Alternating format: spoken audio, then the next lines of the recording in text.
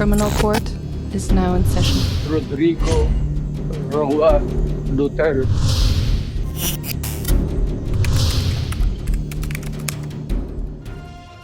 Ipinababasura ng Office of the Prosecutor ng International Criminal Court ang hiling na interim release ng kampo ni dating Pangulong Rodrigo Duterte. Kinumpirma naman ni Vice President Sara Duterte ang isang bansang kinokonsiderang paglipatan sa kanyang ama sakaling payagan ng ICC ang hiling. Balitang hatid ni Marisol Abduraman. Australia is in the list of countries that are considered by the lawyers.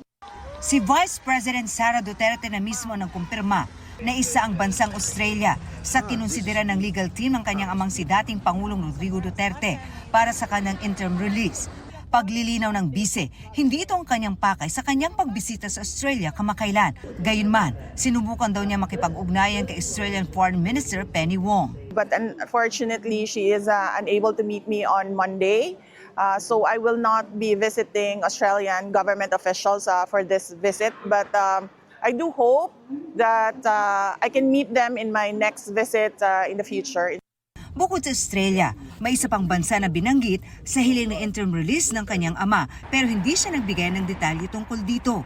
Sa 15 pahinang dokumento noong June 23, hiniling ng Office of the Prosecutor ng International Criminal Court na huwag pagbigyan ng interim release na hiling ng defense team ni dating Pangulong Rodrigo Duterte. Ayon sa prosekusyon, kailangan nakadetain ang dating Pangulo sa The Hague, Netherlands para matiyak na haharap siya sa paglilitis, lalo't di raw nito tinatanggap ang pagkalehitimo ng legal proceedings laban sa kanya. Posible rin daw magkaroon ng oportunidad ang dating Pangulo na pagbantaan ang mga testigo kung pagbibigyan ng interim release. Sinagot din ng prosekusyon ang sinabi ng depensa na naghayag ng hindi pagtutol ang prosekusyon sa pansamantalang paglaya ni Duterte sa hindi binanggit na bansa. Ayon sa prosekusyon, hindi sila pumayag na sa naturang bansa isagawa ang interim release, kundi sa ibang bansa na di rin nila pinangalanan. May mahabang kasaysay na raw ito ng kooperasyon sa ICC, di gaya ng bansang tinukoy ng kampo ni Duterte sa kanyang hiling.